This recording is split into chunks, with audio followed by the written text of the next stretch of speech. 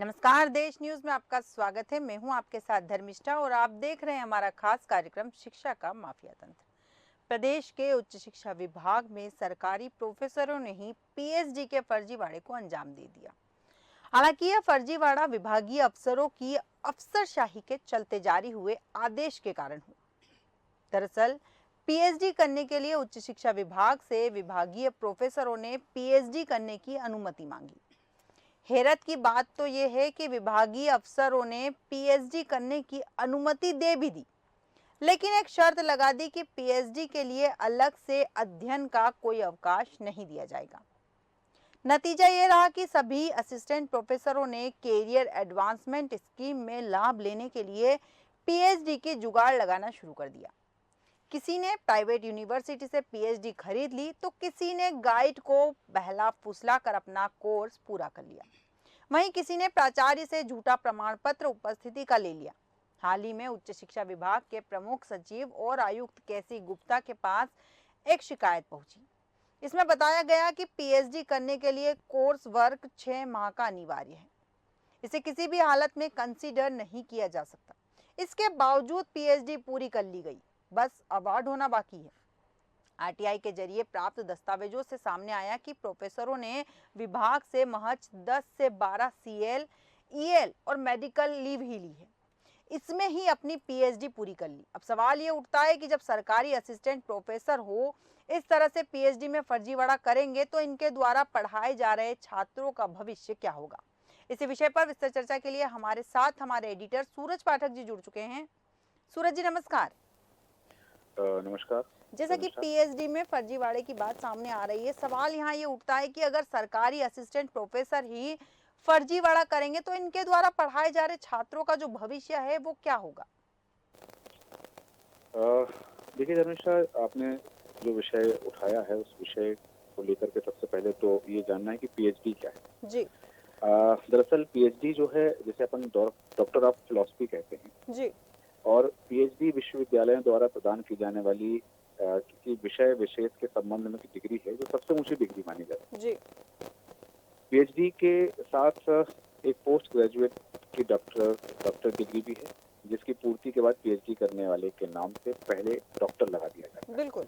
Doctor मतलब कि वह उस विषय में संपूर्ण शोध रखता है, संपूर्ण शोध की जानकारी रखता है। जी पीएचडी शिक्षा प्रणाली का एक महत्वपूर्ण अंग है और पीएचडी का मूल उद्देश्य नई खोज को क्योंकि उसमें जिस तरह से हम थीसिस बनाते हैं, नया शोध करते हैं, जी तो उसमें बहुत सारी नई चीजों का खुलासा होता है। बिल्कुल।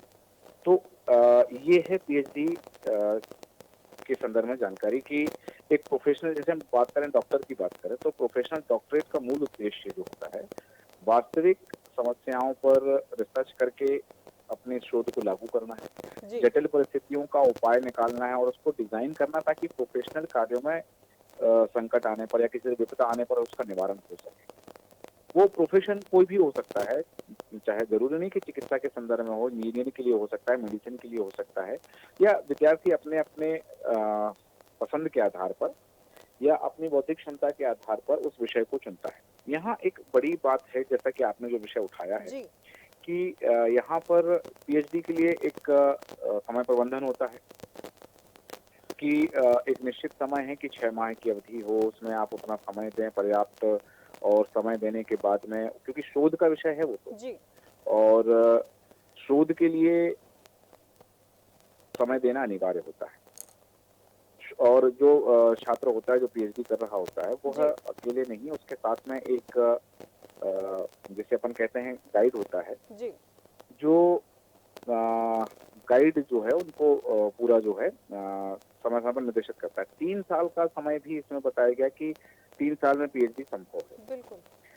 अब इसमें कह सकते हैं कि पीएचडी या डीफिल की भी आप बात करें तो ये डिग्री हासिल करने के लिए 3 साल का समय लगेगा। इसमें कोर्स वर्क की 6 माह की अवधि शामिल है। जी वहीं एमफिल 1 साल में किया जा सकता है, लेकिन पीएचडी या डीफिल की बात करें तो वो 3 साल की अवधि।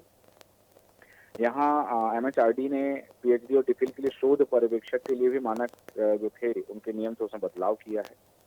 नियमावली 2016 का नाम दिया गया है, जो मापदंड निर्धारित किए गए हैं। लेकिन यहाँ जैसा आपने बताया कि चूंकि पीएचडी क्या हो गया, पीएचडी एक डॉक्टरेट होगी, मतलब आप उस विषय के विशेषज्ञ हो गए। बिल्कुल। तो शिक्षकों के लिए, प्राध्यापकों के लिए यह एक अनिवार्य चीज हो गई है कि यदि आप उस विषय के प्रोफेसर हैं, आपको एक विषय पढ़ाना है, तो उस जी, विषय की आपके पास पारंगत है उस विषय में यदि आप, तो जी, स्वाभाविक बात है कि फिर आपकी उसका उस डिग्री का असर आपकी सैलरी पर पड़ता है। बिल्कुल।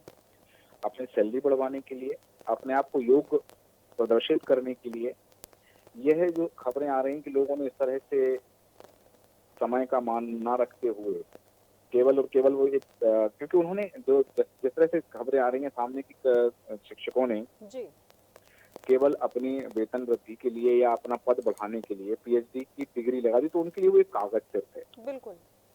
सिर्फ उन्होंने उसको एक कागज समझा कि ये हम अपने दस्तावेजों में अपने प्रबंधन में लगा देंगे तो हमारी सैलरी बढ़ जाएगी, हमारा रैंक बढ़ जाएगा। उनको इस बात का कोई भान नहीं था कि वो लगा रहे हैं तो उस विषय में उन्होंने ज्ञान अर्जित किया है, क्योंकि एक चीज देखी जाती है, जैसा कि कार्यक्रम का नाम ही है आपके कि शिक्षा का माफिया तंत्र, तो ये जी, भी शिक्षा के माफिया तंत्र का ही एक हिस्सा है कि हमने कई बार सुना है कि पीएचडी की डिग्री बेच दी जाती है। जी, विद्यार्थी वहां आया हो ना आया हो, कोई गाइड हो ना हो, उसने शोध किया हो ना किया हो, किसी और के शोध पर उसका नाम चढ़ा दिया जाता है और किसी और के शोध को पर उसका नाम दे करके ये कर दिया जाता है फिर कि उसके नाम से वो डिग्री अलॉट कर दी गई।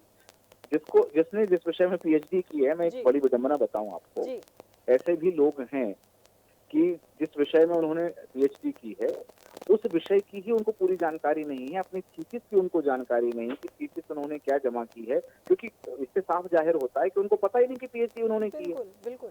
तो ये जो चीजें हैं छात्रों के भविष्य के साथ खिलवाड़ तो है, क्योंकि वो जिस विषय में अपनी पारंगतता बता रहे हैं कि मैं इस विषय में पारंगत हूँ, जी, तो उस विषय में यदि वो बच्चों को पढ़ाएंगे, छात्रों को पढ़ाएंगे, वो वह विषय का ज्ञान यदि उन्हें देंगे, तो जब उस विषय का ज्ञान खुद उनको नहीं है, तो वो कितना ज्ञान दे पाएंगे, कितना शिक्षा उन्हें प्रदान कर पाएंगे, इस पर बड़े सवाल खड़े होते हैं। जी बिल्कुल। धर्मेश। बिल्कुल सूरज जी, सही कहा आपने कि बड़े सवाल खड़े होते हैं, क्योंकि जब शिक्षक ही फर्जीवाड़ा करेगा तो वो अपने विद्यार्थियों को क्या सिखाएगा। यहाँ एक चीज और समझ में आती है कि जो सरकारी प्रोफेसर है उन्होंने फर्जीवाड़े से मार्कशीट तो ले ली, लेकिन कहा जा रहा है कि विभागीय अफसरों की अफसरशाही के चलते आदेश की वजह से उन्होंने ऐसा किया, क्योंकि आदेश में लिखा था कि आप पीएचडी कर सकते हैं लेकिन आपको अवकाश नहीं मिलेगा। क्या ये कारण जो बताया जा रहा है ये उचित है? फर्जीवाड़े की अथॉरिटी, एक तरह से वो कह रहे हैं कि हमें अथॉरिटी मिली है फर्जीवाड़ा करने की। नहीं देखिए, ये शब्द सही नहीं कि उनको फर्जीवाड़ा करने की अथॉरिटी नहीं। जी, अब मैं थोड़ा सा पीछे ले जाना चाहूंगा 2010 से 2014 तक की स्थिति। जी, यहाँ एक उल्लेख करूंगा मैं, मोहाद यूनिवर्सिटी हापुड़ उत्तर प्रदेश की यूनिवर्सिटी है। जी, यहाँ की 24 खाली मार्कशीट, मानव भारती यूनिवर्सिटी हिमाचल प्रदेश की 47 खाली marksheet, Karnataka state open university की 37 खाली मार्कशीट जी, और सनराइज यूनिवर्सिटी हापुड़ उत्तर प्रदेश की 19 खाली मार्कशीट और ऑल इंडिया कस्तूरबा औद्योगिक व्यवसायिक ट्रेनिंग सेंटर की 16 खाली मार्कशीट जी, ये बरामद हुई थी। ये एक घटना हुई थी जहां ये, मैं आपको 7 साल पहले का जिक्र कर रहा हूँ इसमें, तो ये उस समय ये चीजें बरामद हुई थी क्योंकि इसमें केवल उनके नाम लिख दिए जाते थे जी, और नाम लिख करके कि हाँ आपका जिसने पैसे दिए, क्योंकि वो 50,000 रुपए से लेके 5 लाख रुपए तक में पीएचडी की डिग्री बिका करती थी। जी, प्रबंधन थोड़ा सख्त हुआ। जो बात आपने कही कि उनको फर्जीवाड़ा करने की अनुमति दी गई, ये तो खैर जी, पॉसिबल ही संभव नहीं है, कोई नहीं कह जी, सकता कि जाके आप फर्जीवाड़ा करो। हाँ, ये जो चीज है कि उनको छुट्टी नहीं दी गई, जी, तो भाई जो शासकीय कर्मचारी होते हैं जी, उनके पास कई तरह के अवकाश होते हैं, अर्जित अवकाश होते हैं, जिसे अपन ईएल सीएल भी कहते हैं, मेडिकल लीव होती है, तो इस जी, तरह के अवकाश लेकर के वो जाते हैं और अपनी पढ़ाई पूरी करते हैं। क्योंकि वही स्वाभाविक बात है कि यदि वो किसी विभाग में कार्यरत हैं और पीएचडी करना चाहते हैं तो उनको जी, विभाग को लिखित में तो देना पड़ेगा बिल्कुल, कि मैं पीएचडी कर, क्योंकि यदि विभाग को उन्होंने लिखित में नहीं दिया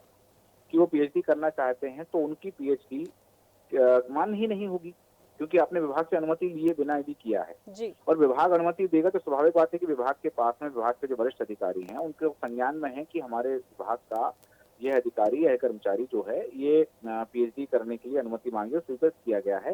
तो अब पीएचडी के लिए जो भी चीजें होती है, आज मैं आपको एक छोटा सा उदाहरण दे रहा जी, हूँ। यदि कोई व्यक्ति है जो राज्य प्रशासनिक सेवा का अधिकारी, जी, यदि वो ऐसे है और यदि उसे आईएएस का एग्जाम देना है, जी यूपीएससी का एग्जाम देना है और यूपीएससी का एग्जाम दे करके वो उसको क्रैक कर लेते हैं और उस सिलेक्शन हो जाता है, ट्रेनिंग हो जाता है, तो उनको वहाँ पहले अपने विभाग को जानकारी देनी होगी। यदि वो राजस्व विभाग में है तो राजस्व विभाग के पीएस के पास, राजस्व विभाग के एसीएस के पास उनको जानकारी देनी होगी, आवेदन देना होगा कि बिल्कुल। मैं यूपीएससी की परीक्षा देना चाह रहा हूँ, मुझे इसकी अनुमति दी जाए। जी उसके लिए उनको छुट्टी की आवश्यकता नहीं होगी। लेकिन एग्जाम देने के बाद यदि वो सिलेक्ट हो जाते हैं तो सिलेक्शन हो जाने के बाद में जब उनको ट्रेनिंग पे जाना होगा तो उसके लिए विभाग उनको अनुमति देगा कि भाई आप को इतने दिन की जो है आप जा रहे हैं ट्रेनिंग पर, और वहाँ ट्रेनिंग के बाद यदि मान लीजिए उनका सिलेक्शन नहीं होता है, इंटरव्यू वो क्रैक नहीं कर पाते हैं, जी सिलेक्शन नहीं होता है, तो वापस अपने विभाग में आ जाएंगे। लेकिन यदि सिलेक्शन हो जाता है तो उसके बाद में यदि वो उनकी नियुक्ति कहीं और हो जाती, किसी और पद पर हो जाती है, तो ये विभाग को तो संज्ञान में रहेगा ना। तो ये जो बिल्कुल। चीजें हैं कि उनको छुट्टी नहीं दी गई, ये एक्सक्यूज लगा, ये इसे हम एक्सक्यूज कह सकते हैं जी कि मुझे छुट्टी नहीं दी गई इसलिए वो 40 दिन में 45 दिन में पीएचडी कर ली। अरे 45 दिन में कैसे पीएचडी कर सकते हैं, कैसे मतलब संभव कैसे है बिल्कुल। कि 45 दिन में आपने उसकी थीसिस भी लिख ली, जमा भी कर दी, 45 दिन की छुट्टी ली आपने पूरे कार्यकाल के दौरान में, और यहाँ ईएलसीएल ले लिया आपने और उसमें जाकर के वो कर दी। तो ये जो चीजें हैं ये इसमें समय प्रबंधन की बड़ी महत्वता होती है। तो स्वाभाविक बात है कि मैं केवल मध्य प्रदेश की बात नहीं कर रहा हूँ, पूरे देश में से कई संस्थान हैं जो इस तरह की फर्जी पीएचडी बांटते हैं और फर्जी पीएचडी की बिक्री करते हैं।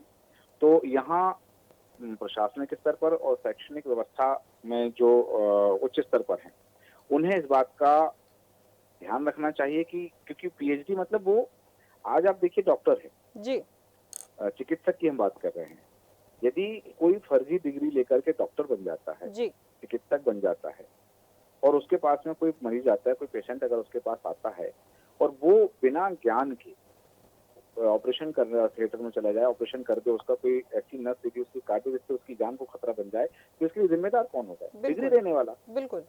भाई यदि जिसके पास डिग्री नहीं होती, उसके पास एमबीबीएस की डिग्री नहीं होती, उसके पास सर्जन की डिग्री नहीं होती, तो कोई अस्पताल उसको रखता नहीं, उसको सर्जरी करने के लिए प्रयुक्त नहीं करता। तो बिल्कुल डिग्री देने वाला उसमें प्रथम दृष्टया दोषी है।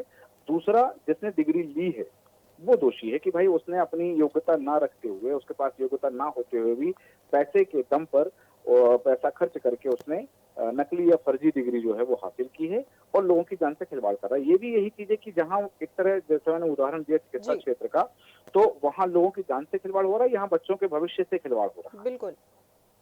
तो ये जो पूरा प्रकरण है, इस प्रकरण में ये जो चीजें हैं सब संज्ञेय हैं और ये एक तरह का अपराध है, जी और इस अपराध को लेकर के प्रशासनिक स्तर पर सख्ती तो होनी ही चाहिए, सख्त कानून भी होना चाहिए ताकि लोग इस तरह के अपराध करने से बचें, बिल्कुल। और उनके मन में भय होना चाहिए कि यदि इस तरह का अपराध करेंगे, और ये जैसा मैंने बताया आपको कि ये केवल मध्य प्रदेश की बात नहीं है, ये पूरे देश के कई राज्यों में इस तरह की खबरें लगातार आती रहती हैं और देश न्यूज स्वयं दिखाता है इस तरह की खबरों को लेकर के कि पीएचडी का फर्जीवाड़ा हो रहा है, नकली पीएचडी की डिग्री बांटी जा रही, बेची जा रही। तो ये जो चीजें हैं, इन पर अंकुश लगना और इनकी रोकथाम के लिए सख्त कानून बनने की बहुत आवश्यकता है। बिल्कुल जी बिल्कुल धर्मेश। सूरज जी, सही कहा आपने कि सख्ती होना बहुत ज्यादा जरूरी है, और जैसा कि आपने कहा है बिल्कुल सरकार इस ओर ध्यान देगी और सख्ती की भी जाएगी ताकि बच्चों के भविष्य से खिलवाड़ ना हो। तमाम जानकारी के लिए और हमारे साथ बने रहने के लिए बहुत बहुत धन्यवाद सूरज जी आपका।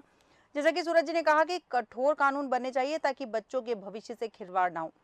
सवाल वही उठता है कि सरकारी असिस्टेंट प्रोफेसर अगर इस तरह की फर्जीवाड़े करेंगे तो उनके द्वारा पढ़ाए गए छात्रों का भविष्य क्या होगा। इसलिए सरकार को इस वक्त सख्त कदम उठाने चाहिए और बच्चों के भविष्य से खिलवाड़ को रोकना चाहिए। हमारे आज के खास कार्यक्रम शिक्षा का माफिया तंत्र में फिलहाल इतना ही। आप बने रहिए देश न्यूज के साथ। नमस्कार।